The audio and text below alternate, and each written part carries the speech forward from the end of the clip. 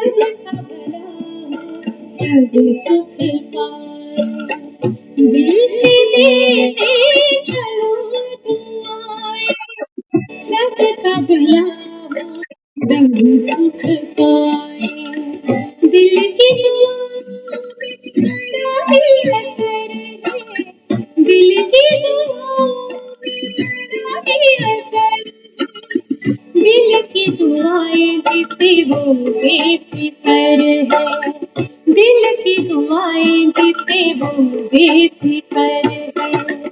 दिल से देते चलो दुआएं।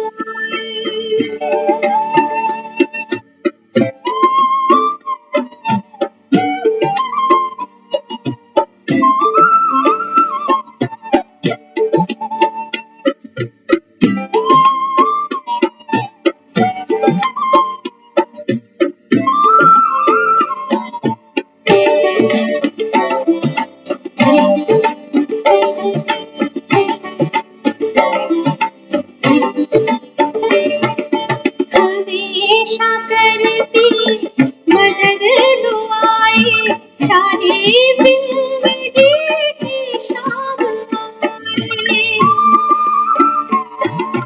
हमेशा करती मदद दुआएं, चाहे जिंदगी की शाम आए।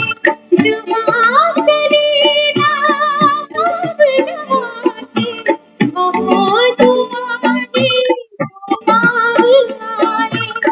पिघला दिल की ये पत्थर है, पिघला दिल की ये पत्थर है, जिंदा कर देती अक्सर है, जिंदा कर देती अक्सर है। दिल से देते चलो दुआएं।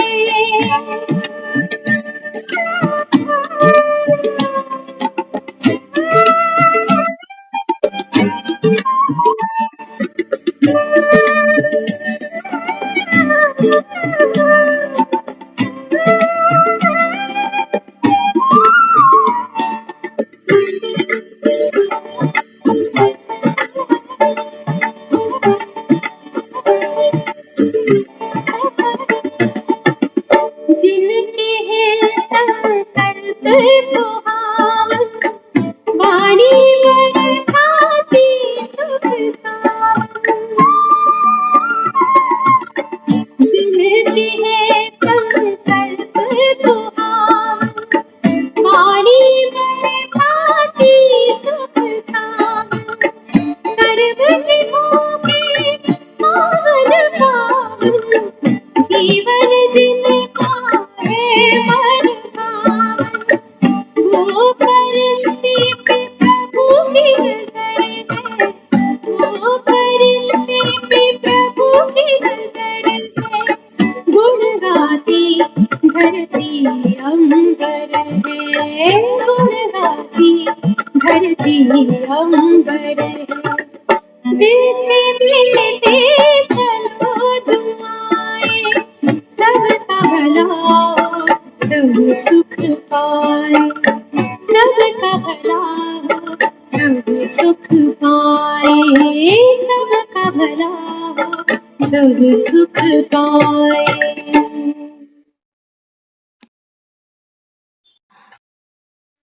ओम शांति। ओम शांति दीदी। शांति सभी को ओम शांति। दिल से देते चलो दुआएं। दुआएं देनी तो आती होंगी आप सभी को। कैसे देते हो दुआएं? अक्सर दुआएं उनको दी जाती हैं जो हमारे काम आ जाते हैं। लेकिन बाबा यहाँ क्या सिखाता है? बाबा कहते हैं बच्चे दिल से देते चलो दुआएं, सारे विश्व की आत्माओं को, प्रकृति को। बाबा कहते हैं दुआएं देना माना ऐसा नहीं किसी की प्रशंसा कर देना, किसी को कह देना लंबी उम्र हो, तूथो नाओ पूथो फलो। ये दुआएं नहीं होती हैं। ये तो हम उनको कहते हैं जिनके बिना हम जी नहीं सकते, कि तू जीता रहेगा, तुझे देख के अल्टीमेटली हम भी खुश रहे। तो अल्टीमेटली हम अपने को दुआ देते जाते हैं। लेकिन जब बाबा हमको कहता है दुआएं देते चलो, बाबा कहता है बच्चे किसी भी आत्मा का स्वभाव संस्कार देखकर मेरा मन विचलित ना हो, दुखी ना हो, अशांत ना हो। तो बाबा कहता है दुआ निकल गई। ये है दुआ दे कि जो जैसा है आपने उसको एक्सेप्ट किया, उसके बारे में मेरे व्यर्थ सोच नहीं चली, नेगेटिव सोच नहीं चली, ये ऐसा क्यों है, वैसा क्यों है। हाँ, तो बाबा कहता है ये है सबको दुआ देना। प्रकृति बाबा कहता है गर्मी में गर्मी बहुत है, सर्दी में सर्दी बहुत है, तुम हाय तौबा नहीं हो जाओ। बाबा कहता है इसको भी दुआएं देते चलो, माना एक्सेप्ट कर लो। ये नहीं कि सर्दी बहुत लग रही है तो फिर सर्दी बहुत हो गई, गर्मी है तो गर्मी। बाबा कहता है आपने सहज भाव से प्रकृति को, संसार की आत्माओं को एक्सेप्ट करना, माना बिना विचलित हुए, बिना अच्छा बुरा कहे समझे।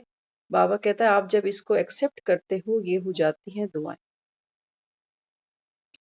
ये होती है दुआ देना। नहीं तो हम कईयों की अच्छाई को अच्छा समझते हैं तो दुआ देते हैं, बुराई देखते हैं तो फिर कहाँ दुआ निकल पाती है ना।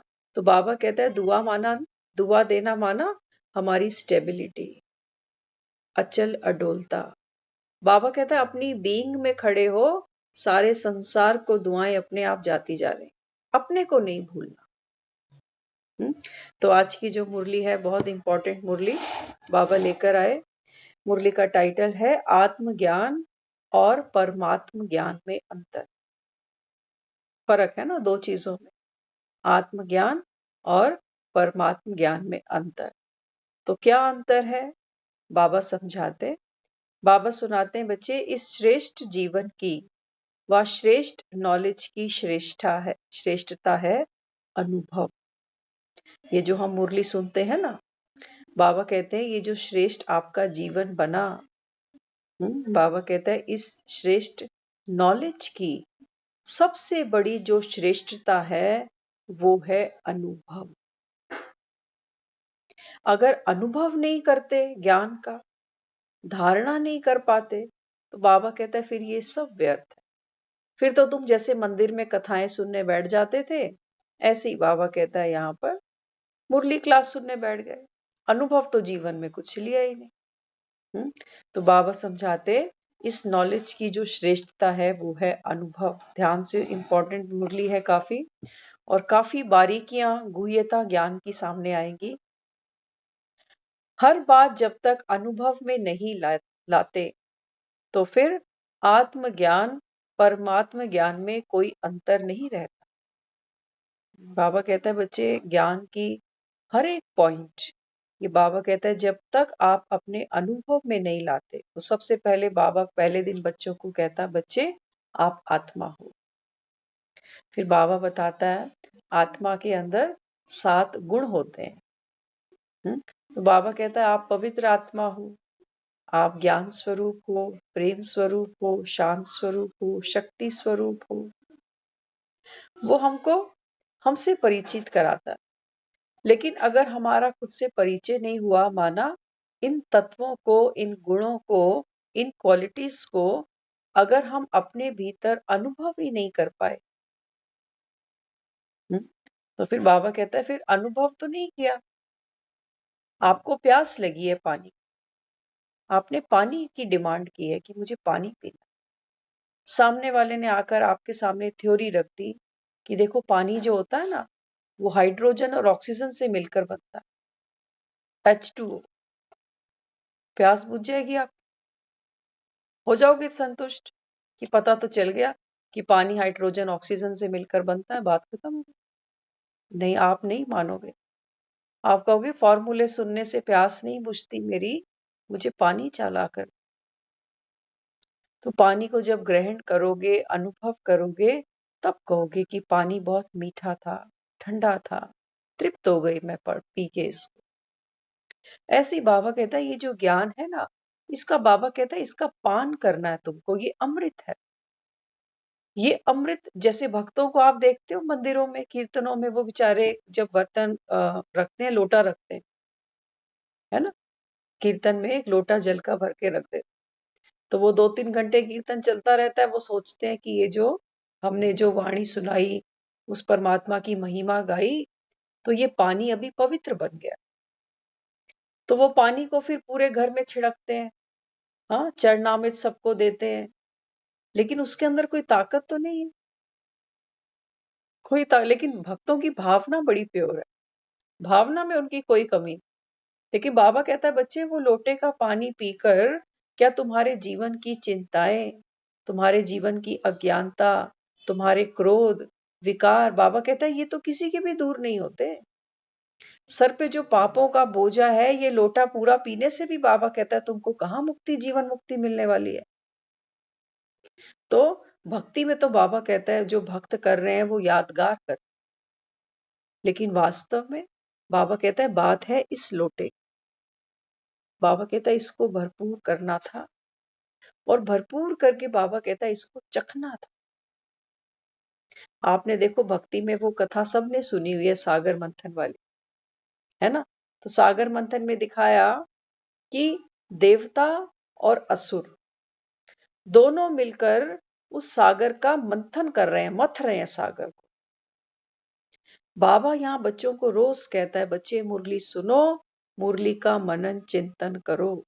जितना जितना हम मनन चिंतन करेंगे, हमारे विष रूपी विकार बाहर निकलेंगे, उतना भीतर अमृत इकट्ठा होता जाएगा।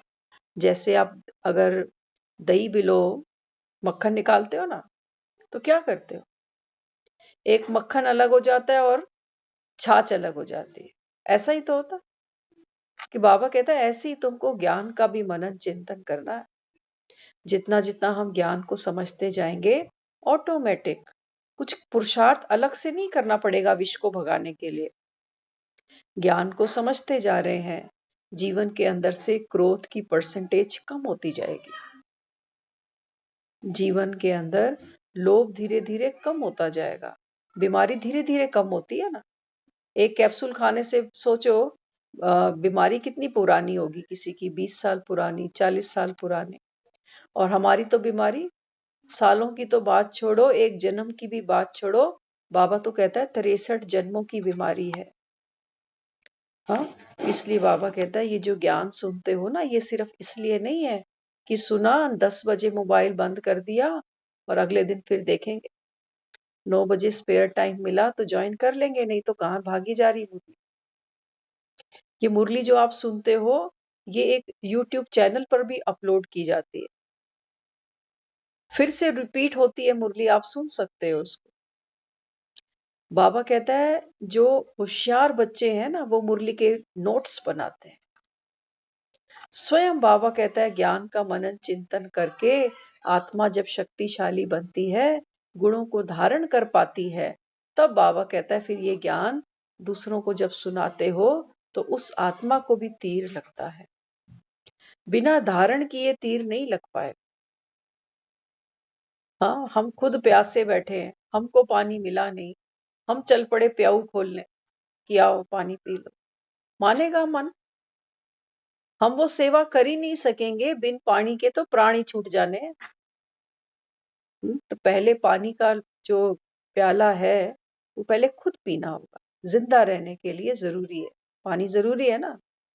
ऐसे ही बाबा कहता है बच्चे दूसरों के लिए प्याऊ बनते हो, वो बनने से पहले बाबा कहता है स्वयं संपन्न संपूर्ण बने, आत्मा संतुष्ट हुई। ज्ञान वो पानी वाला ही काम करता है। किसी प्यासे को अगर पानी कहते हैं ना पिला दो, तो ये कितना बड़ा पुण्य का काम। बाबा कहता है बच्चे पानी तो जगह जगह से मिल ही जाता है, लेकिन बात तो है वास्तव में आत्म संतुष्टि।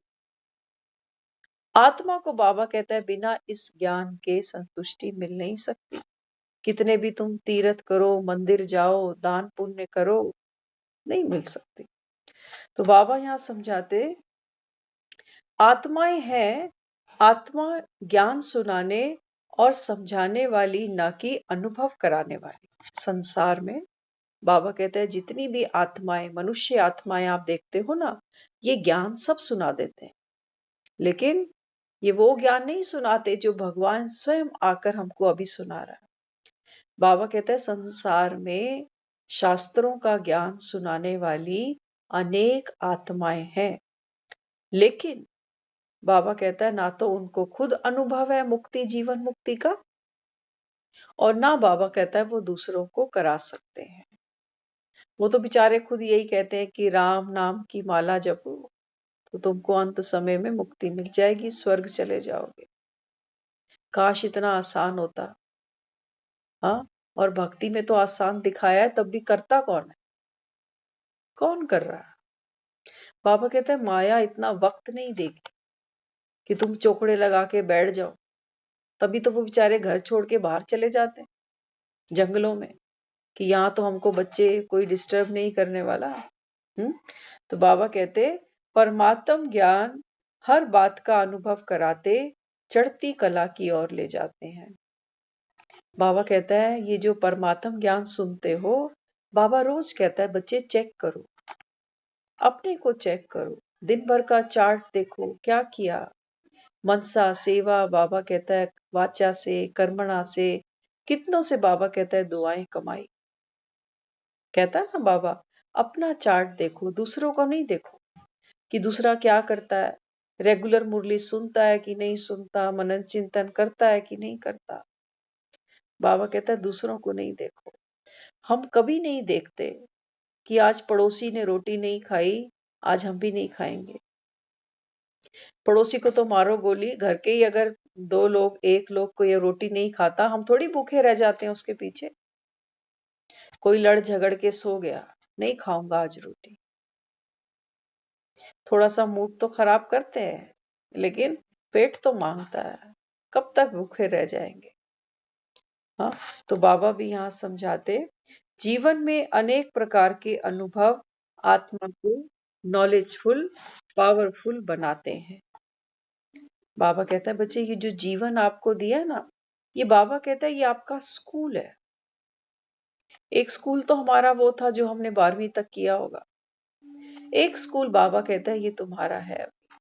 इसमें बाबा कहता है जो भी तुमको जीवन में सीन आते हैं, बाबा कहते हैं ये सब तुमको नॉलेजफुल और पावरफुल बनाने के लिए आते हैं।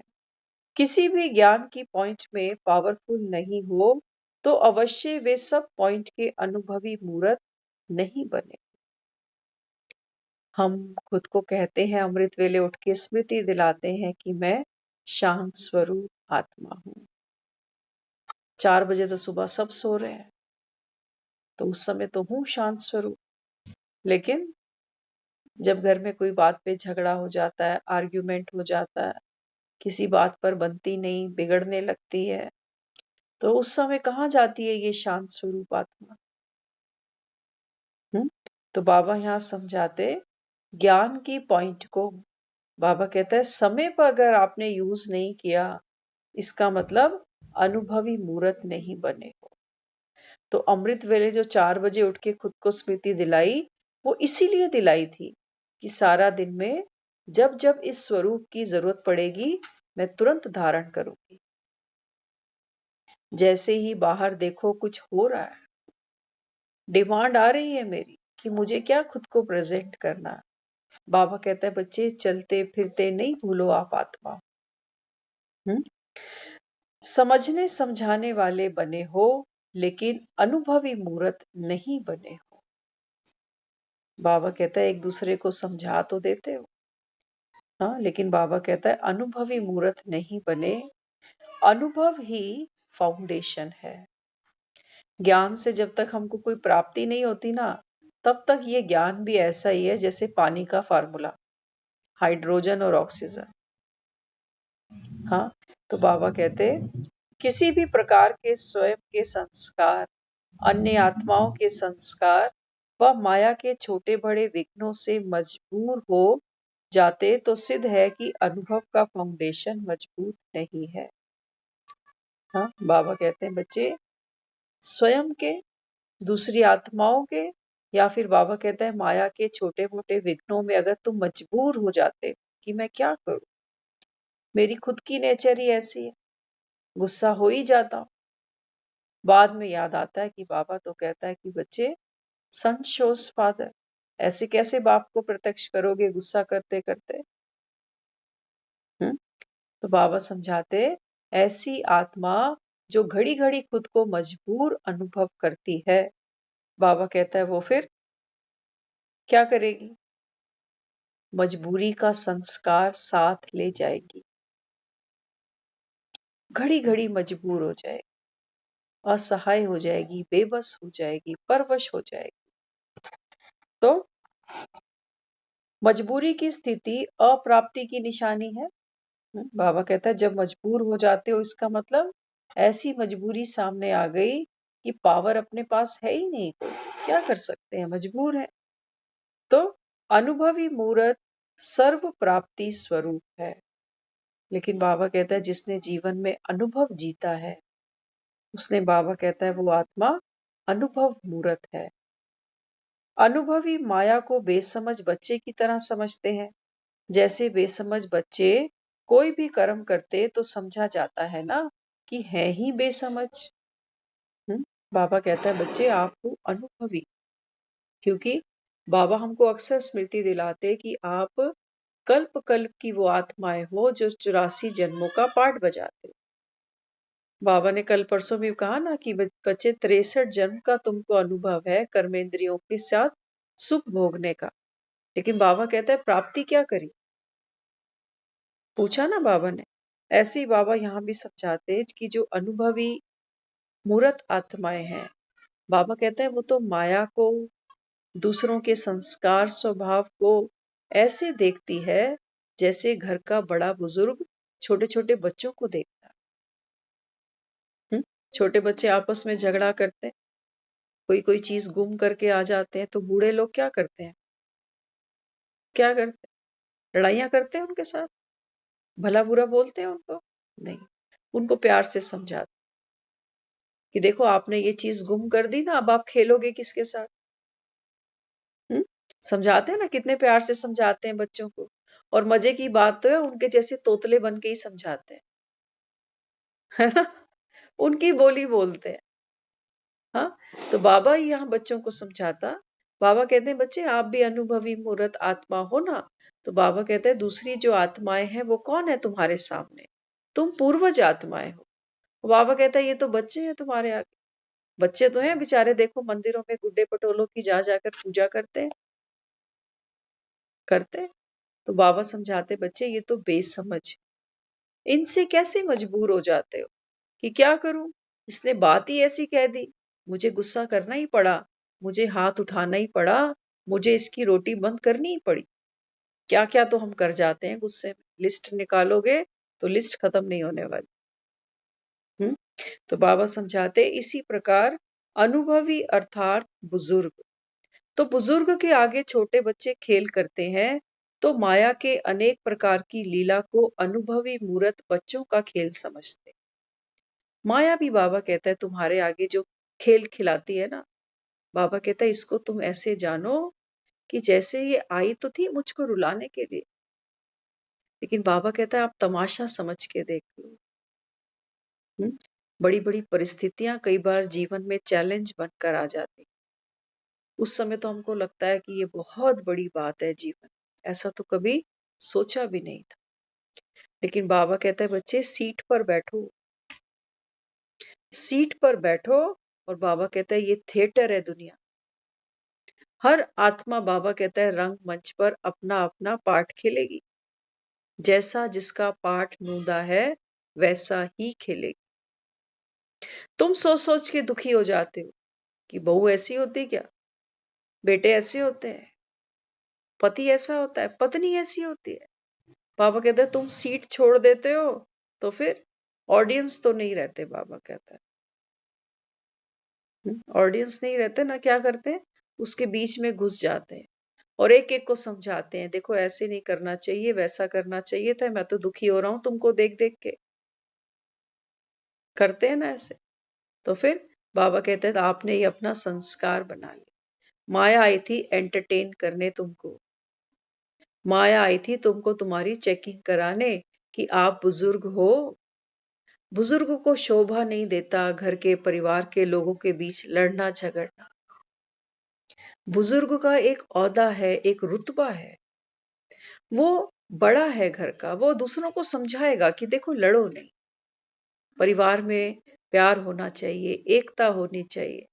अगर बुजुर्ग भी अखाड़े में उतर गया तो बाबा कहता है तुम ये करते हो। बुजुर्ग वो नहीं कि हम सोचे हमारे तो बाल सफेद नहीं हुए अभी, मेरी तो उम्र घर में सबसे कम है, वो नहीं। बाबा कहता है बच्चे बुजुर्ग माना अनुभवी मूर्त आत्मा। भगवान हमको नॉलेजफुल बना रहा है, ज्ञानवान बना रहा है। किस लिए? बाबा कहता है ये ज्ञान तुम्हारे खानदान में किसी के पास नहीं। भले ही बाबा कहता है कितने बड़े बड़े औहदों पर, पद प्रतिष्ठा पर लोग बैठे हैं, लेकिन बाबा कहता है वो आत्मज्ञान परमात्म ज्ञान से वंचित हैं। हाँ, तो इसलिए बाबा कहते माया के छोटे से विघ्न को पहाड़ समान समझेंगे। हाँ, बाबा कहता है जो आत्मा स्वयं के स्वमान में नहीं बैठती, वो बाबा कहता है माया के छोटे छोटे विघ्नों को पहाड़ समान समझती है। फिर यही संकल्प करेंगे कि माया बड़ी बलवान है। ऐसा ही तो सोचते हैं, क्या करें? हम्म, बाबा कहता है देखो माया बड़ी बलवान है। कोई शरीर छोड़ जाता है, अक्सर करके हम और आप ऐसी बातें करते हैं कि वक्त के आगे किसका जोर चलता है। तो बाबा कहता है ये जो बातें हम करते हैं ना, ये एक एक संकल्प, बाबा कहता है ये तुम्हारी स्थिति गिरा भी सकता है और उठा भी सकता है। तो बाबा कहते हैं फिर कह देते हो कि माया बड़ी बलवान है, इसे जीतना मुश्किल है। कहते हैं ना, तभी तो देखो दुनिया में सिस्टम बना हुआ है। कोई अगर आत्मा शरीर छोड़ती है तो 1 साल तक तो, आजकल तो खैर जमाना आगे चला गया क्योंकि बाबा कहता है कि कलयुग की अति के बाद अंत है, तो उन्हीं 3-4 दिनों में 1 साल की बरसी भी निपटा देते हैं, त्योहार भी खोल देते हैं कि जरूरत नहीं है रुकने की कि साल तक त्योहार नहीं मनाने, त्योहार भी खुलवा देते हैं साथ साथ। क्योंकि ऑब्वियस सी बात है जीवन सबका बहुत कम रह गया ना अभी। हम तो खुद ये कहते थे एक समय पर, हम कहते थे 1 साल रुक जाएं कि 1 साल दिवाली दशहरा होली कुछ नहीं करेंगे, चलो ठीक है सब्र कर लेते हैं 1 साल, अगले साल फिर कोई गुजर जाए। हमारी जिंदगी कम होती जा रही है, हम यही सोच के रुके जाएं कि ये मर गया। और आप प्रैक्टिकल चीज अनुभव करना, कई बारी जब हम त्योहार नहीं मना पाते ना, तो अंदर से खुशी नहीं होती, जाने वाले का गम नहीं होता कई बारी, खास तौर से जब वो बहुत क्लोज ना हो तो सिर्फ एक लोकाचारी होती है कि लोग कहेंगे देखो 4 महीने डेथ हुई और अब ये दिवालियां मनाने लग गए। करते हैं ना हम ये सब, अंदर अंदर सब कुछ करते हैं, शॉपिंग भी कराते हैं, लेन देन भी करते हैं, वार व्यवहार सब कुछ करते हैं। एक कमी ये रख देते हैं कि लाइटिंग नहीं रखते बस, कि लाइटिंग तो दुनिया देखेगी, इसी को देख के लोग कहेंगे अरे ये तो दिवाली मना रहे। और क्या कहते हैं हमने तो सिर्फ लक्ष्मी की पूजा करी, वो सब कुछ करते हैं। हाँ, तो यहाँ बाबा भी समझाते हैं। बाबा कहते हैं बच्चे फिर कहते हो कि माया तो बड़ी बलवान है, इसे जीतना मुश्किल है, कारण क्या है? बाबा कहता है अनुभव की कमी, अनुभव की कमी है। तो ऐसी आत्माएं बाप दादा के शब्दों को लेंगी, भाव को नहीं लेंगी। ध्यान से सुनना, बाबा कहता कई बार होता है ना कि सामने वाला हमको कुछ समझाना चाहता है, तो हम उसकी बात तो कैच नहीं करते कि मेरी कमी क्या थी, ये मुझे क्या कहना चाह रहा है, क्या समझाना चाह रहा है। हम उसकी बात को ही पकड़ लेते हैं कि आप होते कौन हो मुझे समझाने वाले। तो बाबा कहता बच्चे क्या करते? बाबा कहते बच्चे तो मुरली के शब्दों को पकड़ लेते हैं कि बाबा कहता है बच्चे अगर मुरली बैठकर नहीं सुनते तो लेट कर सुनो। हाँ, अब बच्चों ने क्या किया? उन्होंने तो ये सिर्फ शब्द पकड़ लिए कि बाबा ने ही तो कहा है लेट कर सुन लो मुरली। लेकिन बाबा का भाव क्या था? बाबा का भाव ये था कि अगर मरे गिरे ही जा रहे हो, बैठने की भी ताकत नहीं है, तब बाबा ने कहा था लेट कर सुन लेना, मुरली नहीं छोड़ देना। लेकिन हम सिर्फ उसके शब्द पकड़ते हैं कि बाबा ने ही तो कहा है। तो बाबा यहाँ समझाते हैं भाव को तो नहीं समझते, अनुभव का आधार नहीं होगा लेकिन शब्दों को आधार बना लेंगे, खोखले रह जाते हैं वो बच्चे। जो बाबा कहता है मेरी भावना नहीं कैच करते, केवल शब्दों को ग्रहण करते हैं कि बाबा ने ये बोला हुआ है। करते मन की है, लेकिन नाम बाबा का रख देते हैं कि बाबा की तो श्रीमत है, बाबा ने ही कहा है, लेट कर भी देख लो। तो बाबा समझाते, आधार कमजोर होने के कारण बार बार फिर डगमग होते रहते हो। आधार क्या बनाया? शब्दों को। अब आप ये मुरली सुन रहे हो, 30 मिनट हो गए ये मुरली शुरू हुए। इस 30 मिनट में अगर कोई सुना दे, हम खुद ही नहीं सुना पाएंगे कि 30 मिनट में हमने एक एक क्या क्या शब्द बोला। तो शब्दों को कहां तक कैच करेंगे? नहीं कर पाएंगे। तो बाबा कहते हैं बच्चे सार को पकड़ो, भाव को पकड़ो। तो बाबा समझाते अगर शब्दों को पकड़ते हो, तभी बाबा कहता है फिर आधार कमजोर होने के कारण स्थिति डगमग हो जाती है। कहलाते हो विश्व कल्याणकारी। बाबा कहता है अब ध्यान से सुनो। बाबा कहता है कहते कहते क्या हो खुद को? कि मैं विश्व कल्याणकारी आत्मा हूं। तो बाबा कहता है जब दूसरों का कल्याण करने की बात आती है, तो बच्चे फिर क्या कहते हैं? कहते हैं बाबा मैंने ऐसे थोड़ी ही सोचा था, मुझे थोड़ी ही मालूम था कि ये त्याग करना पड़ेगा, इतना सहन करना पड़ेगा, हर बात में पहले खुद को ही बदलना पड़ेगा, मिटना पड़ेगा, मरना पड़ेगा। क्या कहा बाबा ने? बाबा कहता है अगर तुमको विश्व का कल्याण करना है ना, तो बाबा कहते हैं बच्चे जो हो रहा है उसको देखते भी नहीं देखो, जो सुनते हो सुनते भी नहीं देखो। बाबा कहते हैं इन बातों का प्रभाव आपके मन पर पड़ेगा, और जब मन कमजोर पड़ जाएगा दूसरों के वार व्यवहार से, तो देने की ताकत कम हो जाएगी। हो जाएगा ना, प्रभाव पड़ता है ना चित्त पर। इसलिए बाबा कहता है फिर बच्चे क्या कहते हैं?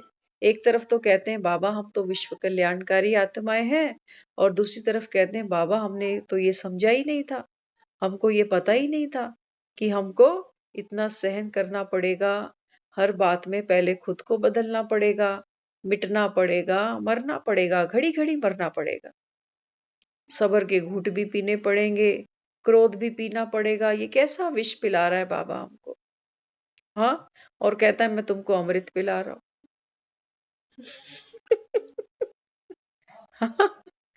हाँ, तो बाबा कहता है बनते तो हो विश्व कल्याणकारी, लेकिन बाबा कहता है बच्चे बात क्या है?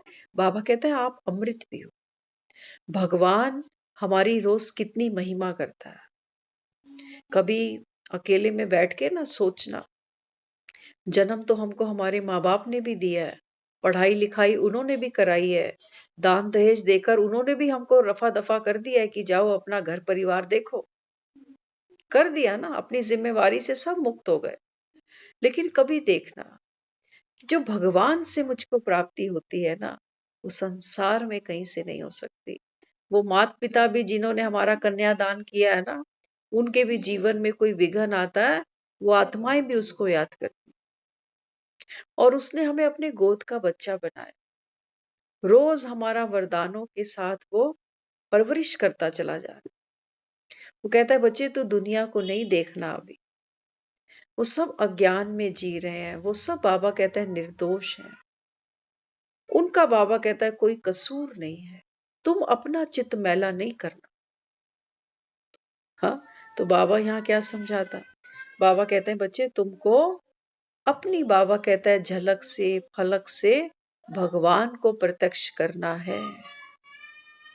देखो दुनिया में भी ना माँ बाप बच्चों को कई बार डांटते सुनते हैं, कहते हैं अरे हमारी नाक कटाएगा क्या?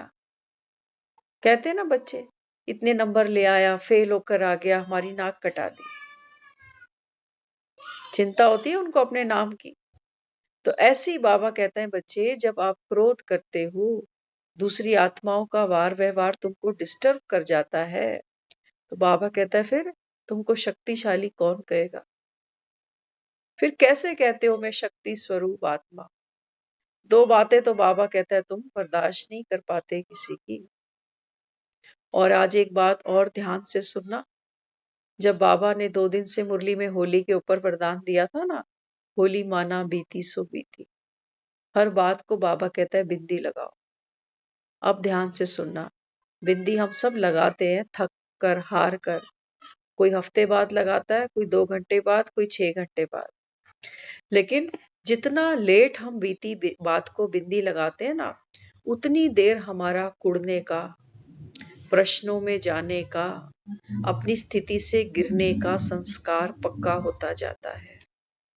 बिंदी तो लगी जाती है बातों को, सालों बीतते हैं, बातें याद भी कहाँ रहती। हाँ, एक तो समय है, कहते हैं समय में बड़ी शक्ति है, समय बात को भुला जाता है। बाबा कहते हैं बच्चे वहां तुम्हारी प्राप्ति नहीं है, बीती को बिंदी लगाना माना इमीडिएट, इंतजार नहीं करना कि 2 दिन तक तो मैं घुल ही रहा हूं, जो मेरे साथ हुआ, जो मुझे सुनाया गया। बाबा कहते हैं बिंदी लगाओ, शक्ति है ना। अगर एक्सीडेंट गाड़ी का हो रहा हो तो इमीडिएट उसको ब्रेक दी जाती है, वहां इंतजार नहीं होता 15 मिनट बाद लगाऊंगा, अभी तो नहीं लगाता। तो बाबा कहते हैं जितना जल्दी आप बीती को बिंदी लगाओगे, बाबा कहता है आप सुरक्षित हो। नहीं तो ये आत्मा डैमेज होती है। जब जब हमारा मन रुदन करता है, क्या, क्यों, कैसे, किसकी वजह से, मेरा क्या कसूर, मेरी क्या गलती, तो ये हमारी शक्तियां व्यर्थ जा रही हैं। तो ड्रामा बीती को बिंदी लगानी है, लेकिन जल्दी से जल्दी लगानी है। तो ये ताकत होनी चाहिए। कई बार जो ब्रेकें होती हैं लूज हो जाती है, कहते हैं ब्रेक ही फेल थी, करते क्या। तो इतना नुकसान उठाया, कई दिन रोटी नहीं खाई, कई दिन नींद नहीं आई, किसी से मिले नहीं, बात नहीं की, क्यों? क्योंकि ब्रेकें ही फेल थी। तभी तो देखो दुनिया में ब्रेकें फेल लेकर लोग कहाँ कहाँ निकल जाते हैं। कहते हैं आज मूड खराब है, हम तो 4 दिन मम्मी के घर जा रहे हैं। अब क्या करेंगे? वहां तो ब्रेक बीती को बात को बिंदी नहीं लगाई, अब उस बात का रायता यहाँ पे भी फैलाएंगे। खुद तो मन दुखी था ही था, अब इनका भी मन दुखी करेंगे कि भैया हमें, हमारा तो एक्सीडेंट हुआ ही है, हमें तो चोटें लगी ही हैं, अब आप भी देखो हम क्या क्या झेलते हैं, कितने दुखी होते हैं। आपको क्या पता, देखो मेरे घाव। तो बाबा कहता है फिर क्या किया आपने? हाँ, दूसरी आत्मा को भी बाबा कहता है कमजोर किया। वो भी अब उनके बारे में व्यर्थ ही तो सोचेगी, सोचेगी नहीं सोचेगी, क्योंकि मोह में है ना। बच्चों को कोई परेशान करे तो माँ का तो फिर लाजमी है सोचना उनके बारे में। तो बाबा कहते हैं फिर कहाँ दुआएं दी तुमने, तुम खुद डिस्टर्ब हो बैठे। इसलिए बाबा कहता है सबको आत्मा देखो। ये जो घर आई है ना दिखाने के लिए एक्सीडेंट में क्या क्या चोटें लगी, बीती को तो बिंदी लगाई नहीं। अब बाबा हमको यहाँ समझाता है, बाबा कहते हैं बच्चे ये भी आत्मा है जो तुम्हारा बच्चा बनकर खड़ी है, और जिनकी गलती दिखा रही है कि उनकी वजह से मुझे चोटें लग गई। बाबा कहता है वो भी आत्मा है, कोई पुराना लेन देन जरूर है, तभी आपस में टकराव हुआ है। हम क्या करते हैं, हम क्या करते हैं, हम इसके पक्ष में होते हैं क्योंकि ये मेरा अपना खून है। हम इसके फेवर में खड़े हो जाते हैं और उसके अगेंस्ट खड़े हो जाते हैं। हमने क्या किया? मोह के वश, विकार के वश अपने कार्मिक अकाउंट बढ़ा दिए। अब आज जो जवाई बना था, हो सकता है आने वाले किसी जन्म में बेटा बन जाए, पति बन जाए। क्या करोगे? ये तो अपना बदला लेना ही है इसने। हाँ, एक बार दिखाया, एक फीमेल एक जन्म में बहुतों को दुख दिया, बेटी बनकर, बहू बनकर, बहन बनकर, कईयों को दुख दिया, शरीर छूट गया। अगले जन्म में फिर से फीमेल बनी, और ससुराल जब गई तो यही बाप, यही भाई, यही पति, ये जिनको दुख दिए थे ना, ये सारे ससुराल में मिल गए। क्या करोगे? लेन देन तो सब यही है, बच के कोई जा नहीं सकता। लेकिन बाबा अपने बच्चों को यहाँ समझाते, बाबा कहते हैं कि बच्चे लेन देन चुकतू करने हैं कैसे? स्व की स्थिति को मजबूत करते हुए। ऐसा तो है नहीं कि गाड़ी रोड पे निकालेंगे ही नहीं, क्योंकि एक्सीडेंट भी हो जाते हैं, चालान भी कट जाते हैं। नहीं, आत्मा है तो बाबा कहता है ये रोड पे आएगी, ये जन्म तो लेगी, लेकिन बाबा कहता है बच्चे अपने पर फोकस करो, स्टेयरिंग अपनी, बाबा कहता है ये कंट्रोल में रखो, दूसरे की स्टेयरिंग के ऊपर बाबा कहता है आप काम नहीं कर पाओगे। आत्मा यहाँ बैठी है ना गाड़ी में, तो मुख से क्या बोलेगी, क्या देखेगी, क्या सुनेगी, ये स्टेयरिंग हमारे हाथ में है। दूसरी आत्मा वो क्या सुनेगी, क्या देखेगी, जीवन में किस रुख पे मुड़ जाएगी, वो स्टेयरिंग हमारे और आपके हाथ में नहीं है। तो बाबा कहते हैं जीवन की ये गाड़ी अगर स्मूथ चलानी है, बाबा कहता है फोकस अपने ऊपर करना। आप ठीक चलोगे, बाबा कहता है और भी कितनी गाड़ियां एक्सीडेंट से बच सकती हैं। इसलिए यहाँ बाबा ने समझाया तो फिर ये सब क्यों होता है? क्योंकि सदा बाप के साथ का अनुभव नहीं करते। हाँ, आदत है ना, कहते हैं दुख में सिमरन सब कर। जब कोई बात बिगड़ती है, जब बात समझ नहीं आती, तब बाबा की याद आ जाती। तो बाबा कहते हैं बच्चे ये सब इसलिए होता क्योंकि सदा बाप के साथ का अनुभव नहीं करते। बाप के साथ के नशे का कल्प पहले वाला यादगार भी गाया जाता है। ध्यान से सुनेंगे। बाप के साथ के नशे का कल्प पहले वाला यादगार अभी तक गाया जाता है। अश्रोहणी सेना अर्थात माया के भिन्न भिन्न स्वरूप भी बाप के साथ से अश्रोहणी नहीं, लेकिन एक क्षण से भस्मीभूत हो जाते हैं। महाभारत की जब लड़ाई लड़ी गई थी तो दिखाया था कि दुर्योधन ने कृष्ण से अश्रोहणी सेना मांगी थी कि आप मुझे सेना का बल दे दो, लेकिन जो युधिष्ठिर था, अर्जुन था, वहां पर दिखाया गया कि जब वो गया तो उसने श्री कृष्ण को बोला कि आप ही चाहिए बस। अब बाबा यहाँ हमको और आपको बता रहा है, समझ लेना बात को। बाबा कहता है बच्चे अगर आपकी बुद्धि दुर्योधन है जो बुद्धि का दुरुपयोग करती है, वो बुद्धि बाबा कहता है संसार की अश्रोहणी सेना की डिमांड करेगी।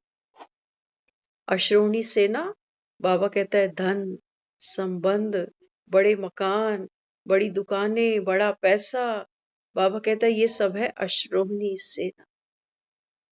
लेकिन बाबा कहता है जो स्वच्छ बुद्धि होगी, जो आत्मा ज्ञान का अर्जन करती है, बाबा कहता है वो बाप को साथी बनाएगी। और इतिहास गवाह है, अश्रोहिणी सेना जिनके पास थी वो कौरव हार गए। हाँ, ये दुनिया कौरव ही तो है इस समय। देखो ये कौरव क्या क्या करते हैं कभी। हाँ, देखो सारी दुनिया इस समय पैसा कमाने में, काम धंधों में, लड़ाई झगड़ों में, कोर्ट कचहरियों में, इन सब में बिजी है ना। अब क्या लेके जाएंगे साथ में? ले जाएंगे कुछ भी साथ नहीं जाएगा। हाँ, लेकिन जो लड़ने झगड़ने के संस्कार होंगे, ये आत्मा बिचारी साथ ले जाएगी, क्योंकि आत्म शुद्धि तो कर ही नहीं पाए। उस परमात्मा से जो गुण और शक्तियां वो हमको देता, वो तो हम ले नहीं पाए, क्योंकि बुद्धि हमारी कैसी थी? दुर्गुणों वाली बुद्धि थी। तो बाबा समझाते, बाबा कहता अगर आपने बाप का साथ रखा ना, बाप को सारथी बनाया, बाबा कहता है बच्चे जीत आपकी पक्की है, ये माया आपको रुलाएगी नहीं। तो न्यारे बनने की बाबा कहता है आपके अंदर एक लगन होनी चाहिए, फंसो नहीं। माया अनेक रूप लेकर आएगी। अगर हमें कोई अपना पर्सनल दुख नहीं है ना, तो जिनको हम अपना मानते हैं जब वो दुखी होंगे, उनके दुख में हम दुखी। कितनी देर लगती है? आग उठेगी, धुआं तो हमारी आंखों तक पहुंचेगा। तो इसलिए बाबा समझाते बच्चे विकारों की आग जगह जगह है, कोई कम नहीं है दुनिया में। हाँ, आप कभी ये नहीं सोचना कि ये तो बेचारे सीधे, वो तो हो सकता है इस जन्म में ये सीधे दिखते हैं, लेकिन पिछले जन्मों में क्या क्या किया होगा आपको और हमको क्या पता। इसलिए बाबा कहता है दिल से देते चले दुआ। हर एक आत्मा का पाठ देखते बाबा कहता है आप दुखी नहीं हो, आप अशांत नहीं हो, तो आपने दुआ दे दी। अब आप में ताकत है उन आत्माओं को, माना जब हम स्टेबल होते हैं ना, तो हम दूसरी आत्माओं के लिए हेल्पफुल साबित हो सकते हैं। हम उनको राइट डायरेक्शन समझा सकते हैं, लेकिन जब हम खुद डिस्टर्ब हो जाते हैं, जज को बिठाते हैं ना कोर्ट में, तो जज क्या करता है? न्यूट्रल है, दोनों पार्टीज की बात सुनता है और फिर एक उचित डिसीजन दे देता है। लेकिन हम जजमेंट तो करते हैं, लेकिन हम न्यूट्रल नहीं होते। हम एक के पक्ष में पहले से ही खड़े हो कि कुछ भी होगा सही तो तू ही है, क्योंकि तू मेरा अपना है। इसलिए बाबा कहता है बच्चे जब जजमेंटल बनते हो ना, तो बाबा कहता है फिर खुद भी इन कार्मिक अकाउंट के लपेटे में आ जाते हो। इसलिए बाबा ने यहाँ समझाया, बाप के साथ रहने वाले कभी फिर धोखा नहीं खाते, मुश्किल अनुभव नहीं करते। कल्प पहले के यादगार को प्रैक्टिकल अनुभव कर रहे हो या सिर्फ वर्णन ही करते हो? बाबा कहता है बच्चे दुनिया तो सिर्फ कथाएं सुनाएगी कि कौरव और पांडव ऐसे ऐसे थे, उसने अश्रोनी सेना ले ली, उसने कृष्ण को सारथी बना ली। लेकिन बाबा कहता है तुम अनुभव कर रहे हो, तुम सिर्फ कथा कहानी नहीं सुनते जाना। तुमको बाबा कहता है हर समय उसको सारथी बनाना है। सारथी बनाना माना बाबा की श्रीमत पर बाबा कहता है चलते जाना। तो नॉलेजफुल तो बने हो, लेकिन पावरफुल नहीं बने। बाबा कहता है ये नॉलेज अधूरी है जो तुमको ताकत नहीं देती। ताकत भी बाबा कहता है तुमको लेनी है। गन्ने तो पड़े हैं, लेकिन गन्ने का जूस निकालना पड़ेगा। आपने देखा होगा गन्ने का जूस निकालते हुए। तो गन्ने का जूस जब निकलता जाता है ना, रिपीटेशन में जब गन्नों को डालते हैं तो मशीन को और टाइट करते जाते हैं ताकि पूरा रस निकल जाए। बाबा कहते हैं बच्चे ऐसे ही तुमको मुरली से रस निकालना है। जितना हम रस निकालते जाएंगे उतना अमृत, उतनी शक्ति आत्मा में भरेगी, और ये जो विकार है जिसको हमने भक्ति में बोला विषय विकार मिटाओ। बाबा कहते हैं अमृत भरता जाएगा, विष निकलता जाएगा, क्योंकि विष तो ऑलरेडी हमारे भीतर है।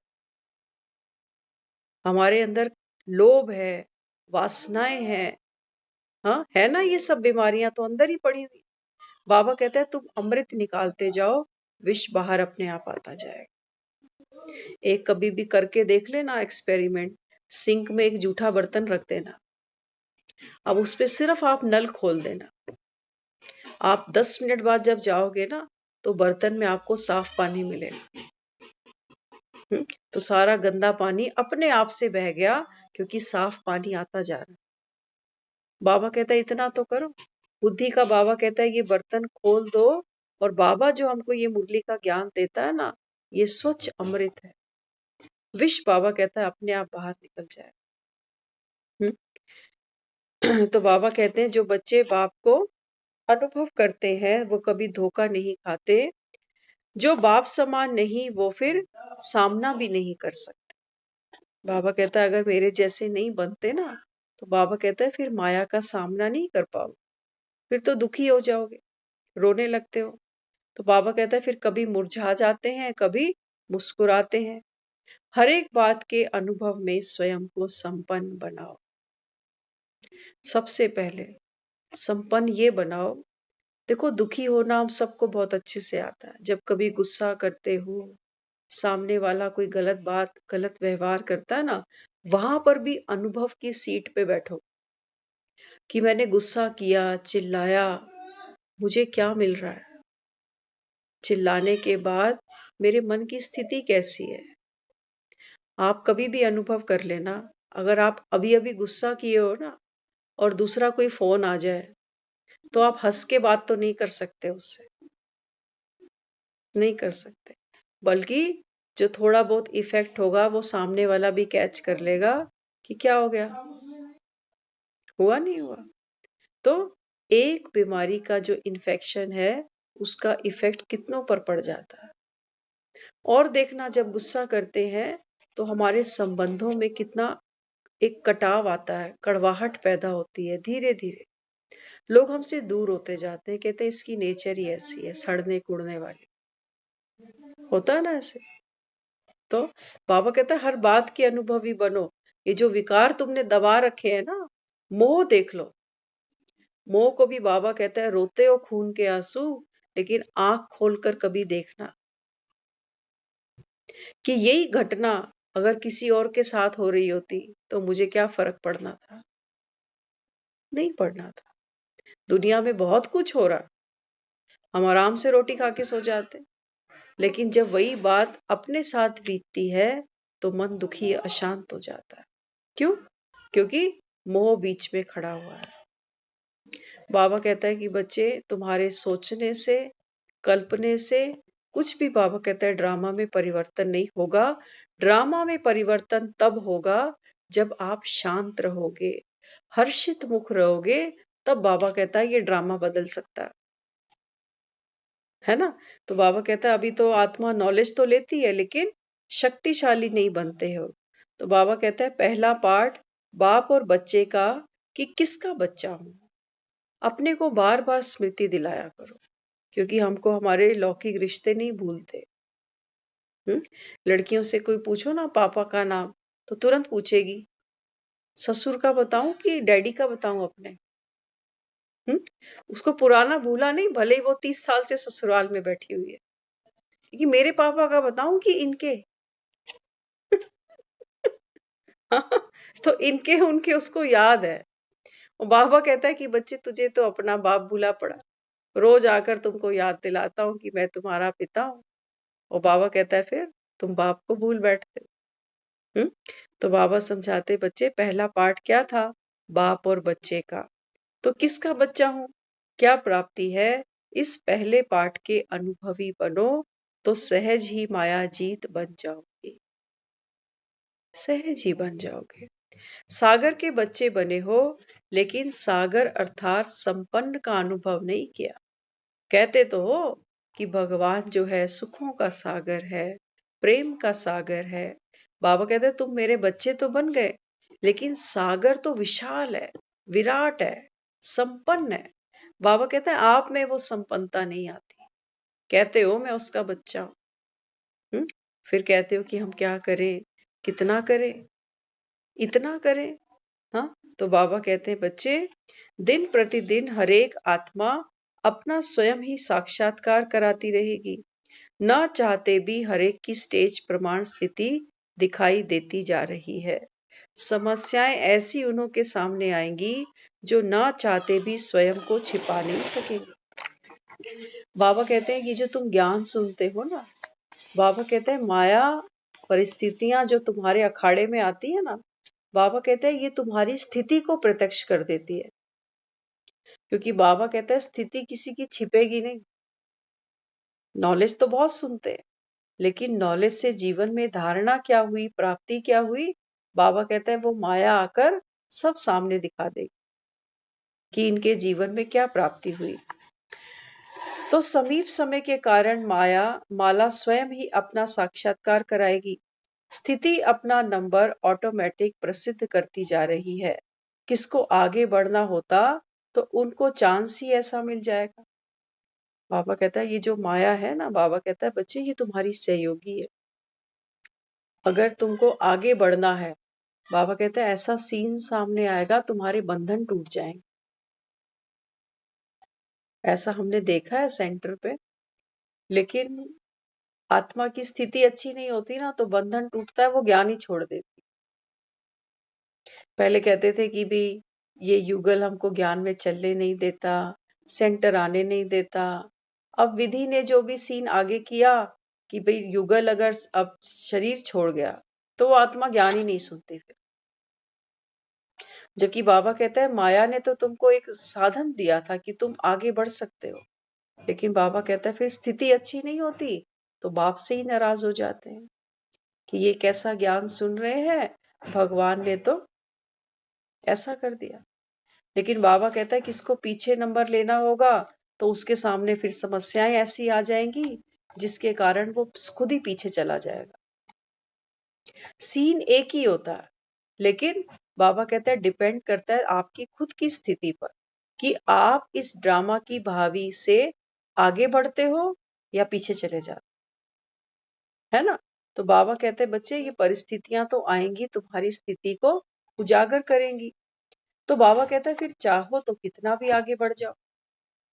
हम्म तो दीवार को पार करने की शक्ति नहीं होगी, कारण शुरू से हर गुण शक्ति का पॉइंट का अनुभव बनकर नहीं चले।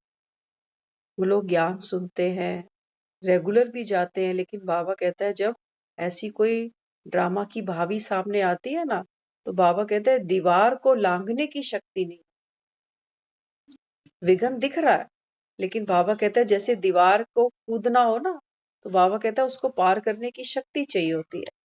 उसका कारण क्या, क्यों नहीं बाबा कहते हैं पार कर सकते? क्योंकि शुरू से सिर्फ मुरली सुनी है, लेकिन कोई भी गुण, कोई भी शक्ति इसका अनुभव नहीं किया। तो जब छोटे छोटे विघन है उन पे ही बच्चे ने जंप नहीं मारी, आधे आधे एक एक फीट की दीवार पे ही जंप नहीं मार पाए, तो बाबा कहता है फिर 4 फीट की दीवार को कैसे जंप मार जाओ, है ना? तो जीवन में जो परेशानियां आती है ना, बाबा कहते हैं बच्चे कूदना सीखो, दीवार तोड़ने में नहीं लग जाओ। हम क्या करते हैं, हमारे जीवन में कोई परिस्थिति आती है ना, हम हथौड़ी संकल्पों की लेकर बैठ जाते हैं एक एक ईंट गिराने के, थकते हैं, वो गिरना तो कुछ भी नहीं है, क्योंकि बाबा कहता है ड्रामा तो अटल, जो सीन आना है वो आएगा। अब बाबा कहता है बच्चे तुम होशियार बनो, तुमको बाबा क्या दे रहा है, उड़ती कला, पंख दे रहा है वो हमको, ज्ञान और योग। बाबा कहता है क्यों तुम संकल्प की हथौड़ी चलाने बैठते हो? बाबा कहता है ज्ञान और योग की शक्ति से उस दीवार को लांघ जाओ।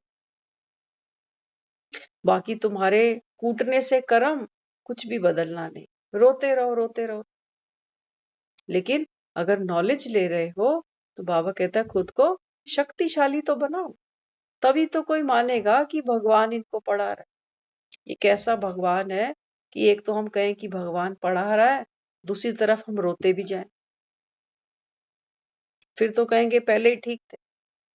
हाँ, ये पढ़ाई का वजन और बढ़ता जा रहा है। तो बाबा यहाँ समझाते बहुत थोड़ी होगी जिन्हों का फाउंडेशन अनुभव है। बाबा कहता है ऐसे बच्चे बहुत कम हैं जिनका जो फाउंडेशन है वो है अनुभव। बाकियों के पास अनुभव नहीं है, वो सिर्फ बाबा कहता है सुनी सुनाई पर चलते हैं। तो मेजोरिटी का आधार संगठन को देखना व सिर्फ सात्विक जीवन से प्रभावित होना है। मेजोरिटी बच्चे बाबा कहता है जो मुरली सुनते हैं ना, ये बाबा कहता है इनका आधार क्या है, खुद का अनुभव तो नहीं है, लेकिन बाबा कहता है इनको ये सादगी, सात्विकता अच्छी लगती है, संगठन में बैठना अच्छा लगता है, ये इनका आधार है बाबा। हाँ, तो बाबा कहता है फिर क्या कमी पड़ती है? तो बाबा कहते हैं एक सहारा समझकर चलना व किसी के साथ से उल्लास उमंग से चल पड़ना, किसके कहने से चल पड़ना, नॉलेज अच्छी है उसके सहारे चल पड़ते हैं।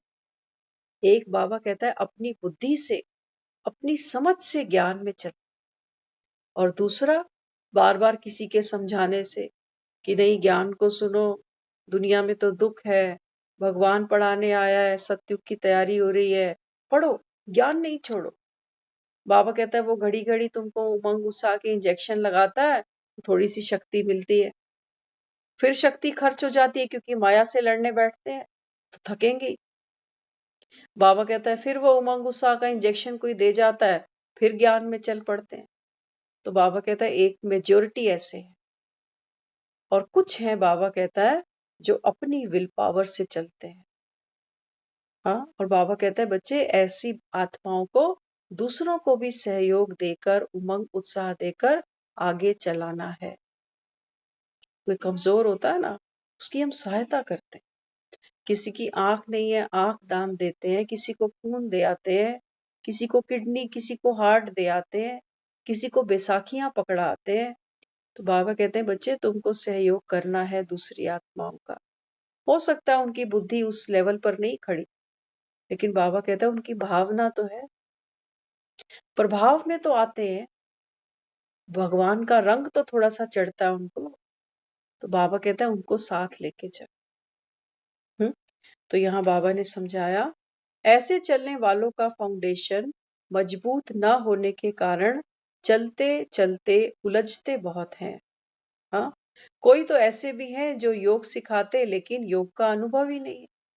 होता है ना, बच्चों को आप देखो, कई बार वो माताएं घर में ना ऊन की स्वेटरें बनाती है ना, तो बच्चे क्या करते हैं, वो ऊन के गोले से खेलने बैठ जाते हैं और इतनी खोल देते हैं, चलते हैं तो खुद ही गिरते हैं फिर उसमें, है ना।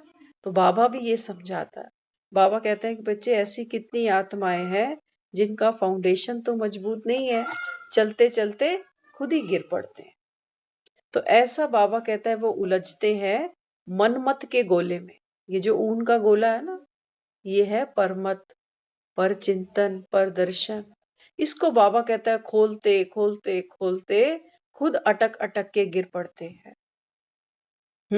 तो बाबा कहते ड्रामा के रहस्य को जान, ड्रामा के आधार पर जीवन में अनुभव करने वाले बहुत कम है।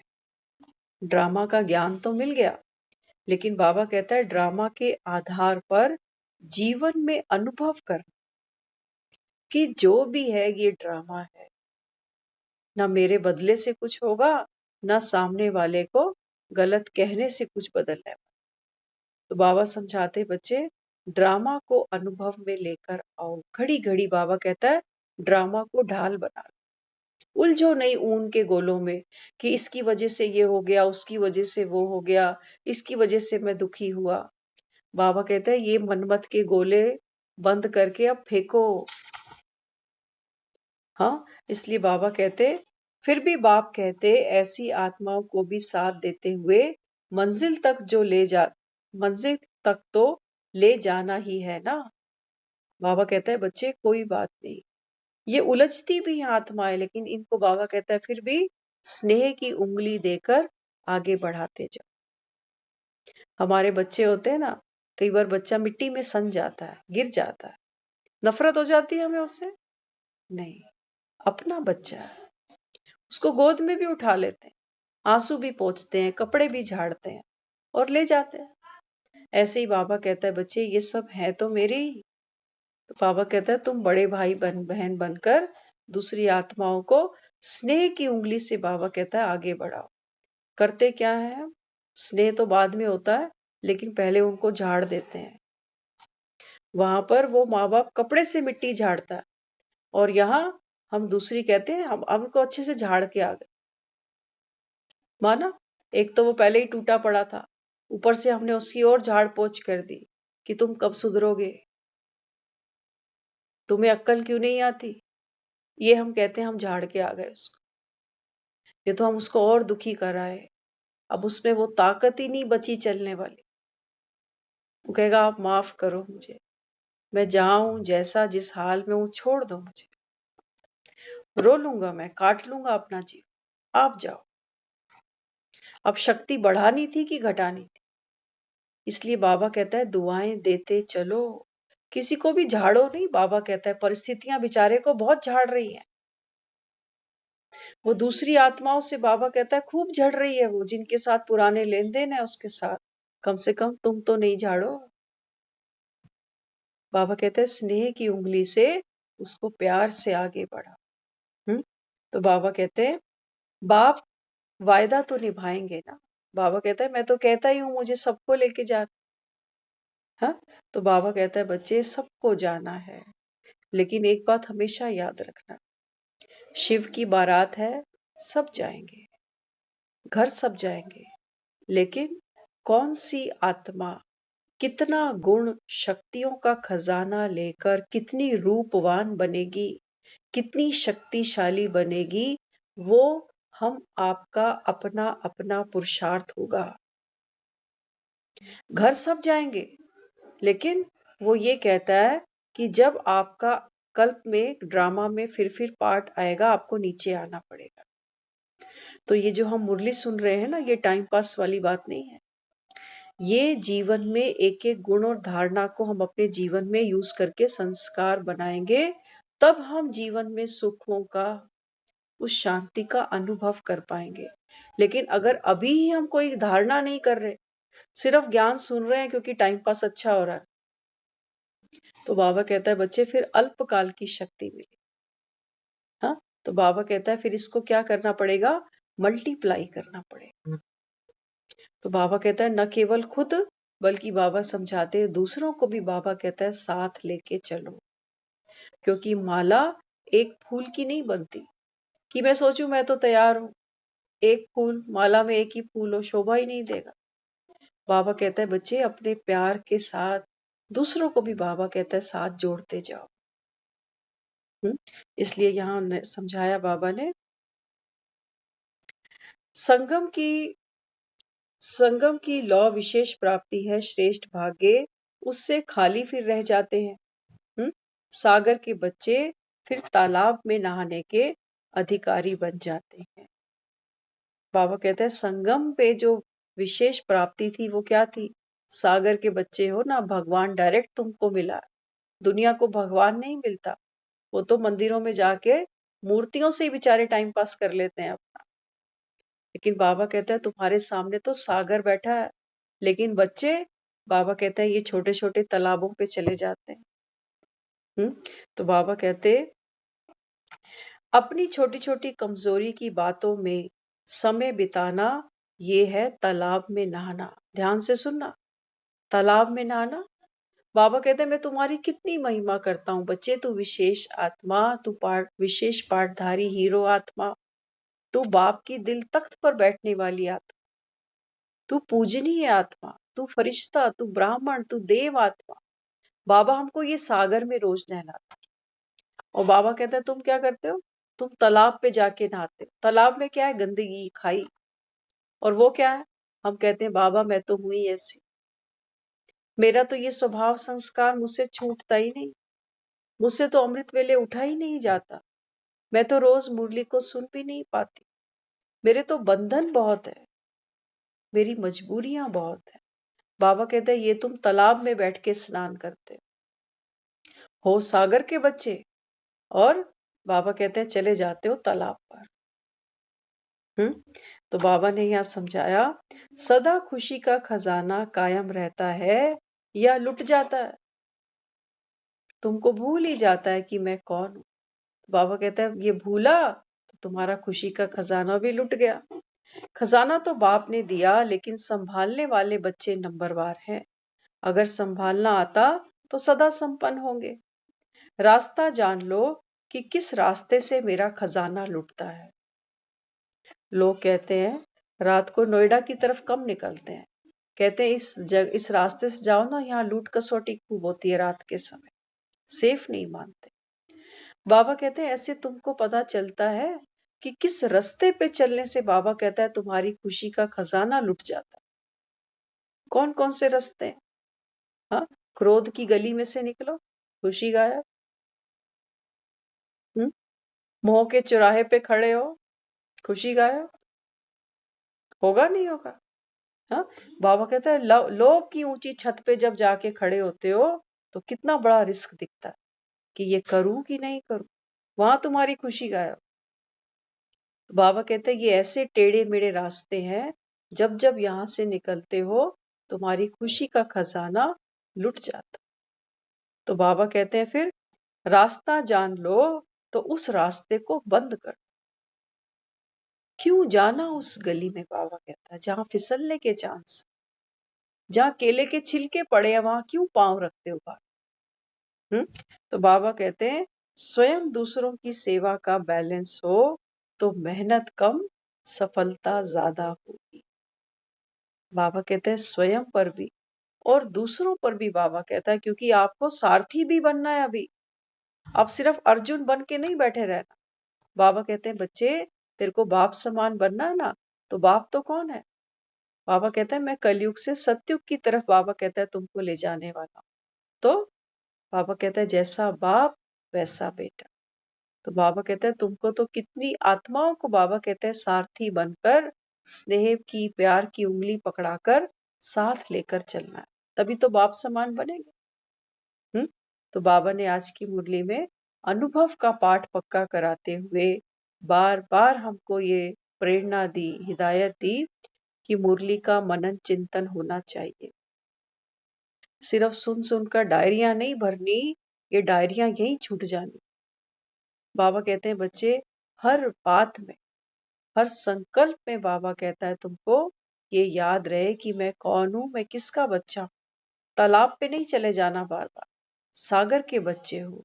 सागर में बाबा कहता है आत्म स्नान करके दूसरी आत्माओं को बाबा कहता है प्रेरणा दो। उनको बाबा कहता है दुखों से, अशांति से उनका बाबा कहता है अभी पीछा छुड़ाओ, क्योंकि कलयुग पीछे छूटने वाला है और सतयुग की सुबह बाबा कहता है तुमको आवाहन कर रही है। ओम शांति। तो आज की जो मुरली है इससे हम कुछ भी नहीं सुनेंगे, क्योंकि सारे चले जाते हैं लीव करते ही। बबीता दीदी आप सुनाएंगे? आप नहीं आए 2 दिन, तबीयत ठीक है आपकी? हाँ जी, तबीयत ठीक है दीदी, बस थोड़ा गेस्ट आए हुए थे 1-2 दिन। अच्छा, होली के हिसाब से। ठीक। हाँ जी, हाँ जी। हम्म। दीदी बाबा ने आज कहा है बच्चे जिसने अनुभव जीता है वही अनुभवी मूर्त है, और मुरली ज्ञान सुनो और उसका मनन चिंतन करो। जितना हम मन चिंतन करेंगे उतना ही हम अपने अंदर के क्रोध लोभ के विष को बाहर निकालेंगे और बाबा को सारथी बनाकर चलो। ओम शांति दीदी। Om Shanti. Power on. Micro SD mode.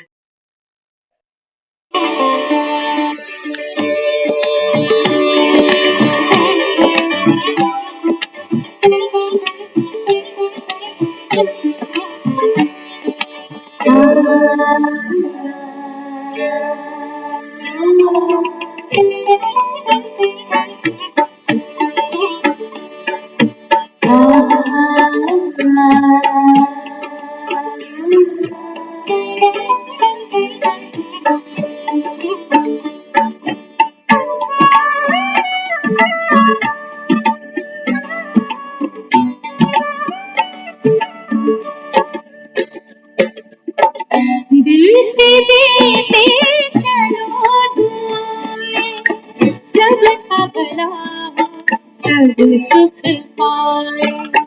दिल से देते चलो दुआएं, सबका भला हो, सब सुख पाए। दिल की दुआओं में बड़ा ही असर है, दिल की दुआओं में बड़ा ही असर है। दिल की दुआएं जिसे वो बेफिक्र है, दिल की दुआएं जिसे वो बेफिक्र है। दिल से देते चलो दुआएं।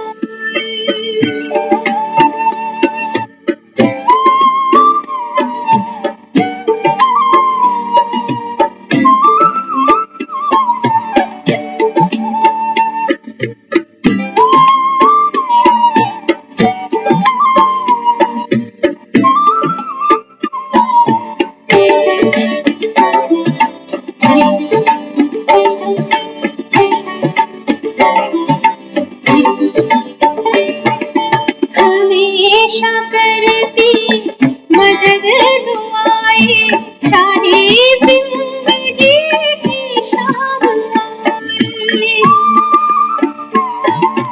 हमेशा करती मदद दुआएं, चाहे जिंदगी की शाम आए। जहाँ चले राम बना से, वहाँ दुआएं तो काम आए। पिघला दिल की ये पत्थर है, पिघला दिल की ये पत्थर है, जिंदा कर देती असर है, जिंदा कर देती असर है। दिल से देते चलो दुआएं। ओम शांति। दीदी ओम शांति।